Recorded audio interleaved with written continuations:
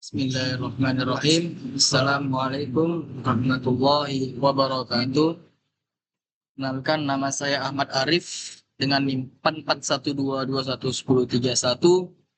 Saya di sini berada di kelas malam B, dan pada kesempatan ini saya akan membahas dengan mata kuliah metodologi penelitian dengan judul Analisis Struktural dan Keselamatan Kerja pada Komponen Permesinan Maritim di Lingkungan Korosif, Studi Kasus Meja CNC dan Crane Book. Sini kemudian kita masuk ke latar belakang. Yang pertama itu ada struktur kapal dan fasilitas penting untuk keselamatan operasi. Jadi di struktur kapal itu adalah komponen yang paling utama ataupun penting ketika kita membangun sebuah kapal. Dan kita harus juga mempunyai fasilitas penting itu seperti keselamatan untuk passenger, dan ada beberapa fasilitas penting untuk keselamatan, yaitu yang pertama itu tersebut dengan skoci, kemudian yang kedua itu ada life jacket. Kemudian yang kedua di sini yaitu tantangan korosi 90% kerusakan kapal. Nah, biasa terjadi pada 90% kerusakan kapal yaitu korosi karena akibat lingkungan air yang agresif, yaitu air asin. Nah, ini akan mempercepat aktivitas korosi di laut ketika kapal membawa muatan. Kemudian yang ketiga yaitu ada permasalahan presisi pada meja CNC portable. Nah, pada permasalahan yang ketiga ini, meja CNC portable itu biasanya tidak presisi ketika pemotongan plat.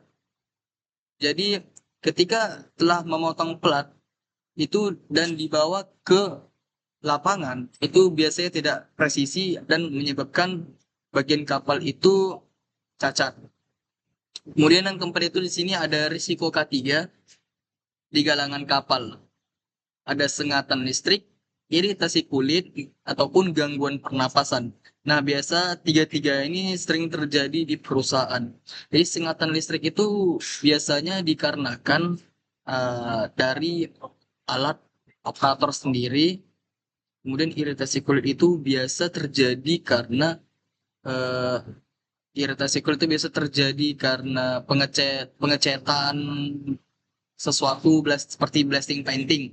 Kemudian ada gangguan pernapasan. Gangguan pernapasan ini bisa terjadi ketika kita mengeles sesuatu, yaitu mempunyai uap yang sangat banyak, dan di situ sangat mengganggu pernapasan kita. Kemudian di sini ada penelitian dahulu, objek studi, yaitu crane hook dengan 3 variasi penampang, sirkular pertama, kemudian yang kedua ada trapezoidal, kemudian yang ketiga ada rektangular. Di sini saya akan membahas sedikit. Sirkular itu seperti tabung uh, ataupun pelat yang dibending dan dia membentuk bentuk bulatan. Kemudian trapezoidal itu seperti trapesium. Kemudian yang ketiga itu ada rektangular, yaitu rektangular seperti persegi panjang. Dan di sini ada 4 proses. Yang pertama itu ada pengumpulan data berat struktur ataupun titik berat. Kemudian yang kedua ada permodelan 3D dan simulasi distribusi gaya digunakan pada software SACS ataupun SolidWorks. Kemudian di sini ada perhitungan tegangan, itu bisa menggunakan manual ataupun dengan software seperti ANSYS. Kemudian ada validasi model.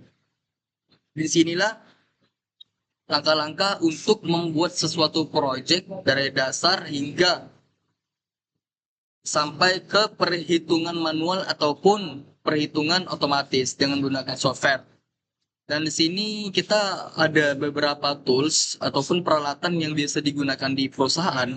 Contohnya itu perusahaan biasanya menyediakan software seperti software SolidWorks, ANSYS, ataupun SAX itu untuk 3D modeling dan sekaligus untuk menganalisa sesuatu material. Kemudian perusahaan biasanya menggunakan metode seperti FMEA, QFD, ataupun DFMA.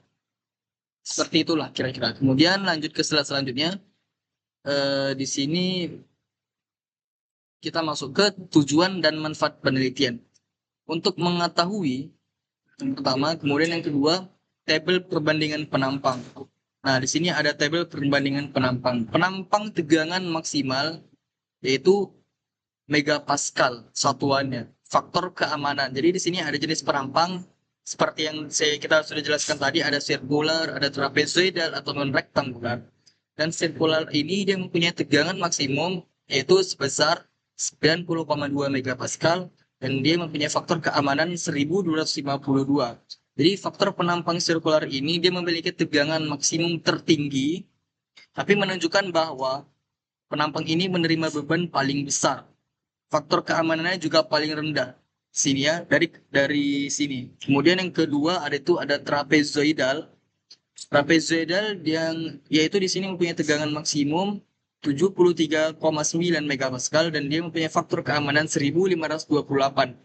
Nah, kita bisa ngebaca dari sini.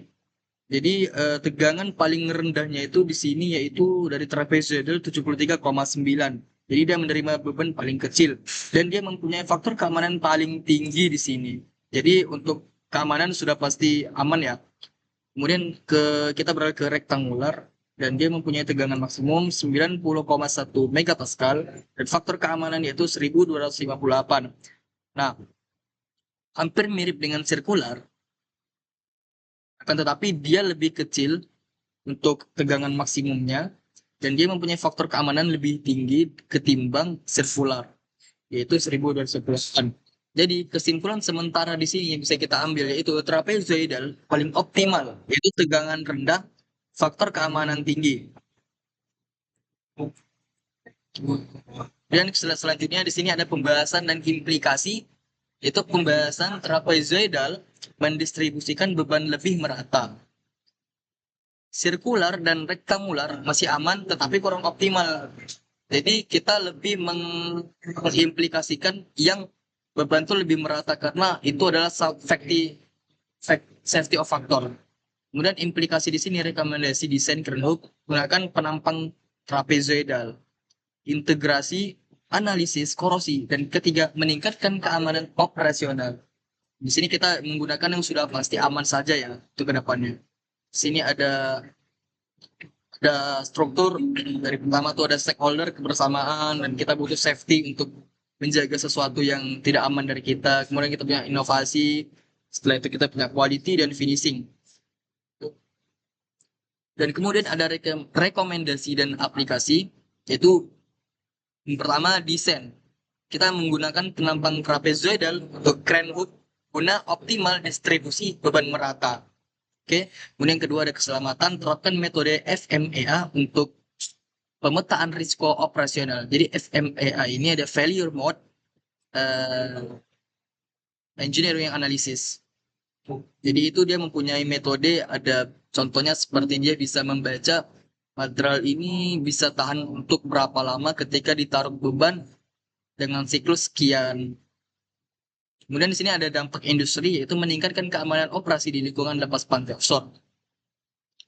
Jadi kesimpulan dari semua ini yaitu pertama penampang trapezoidal menunjukkan performa terbaik untuk crane hook. Oke.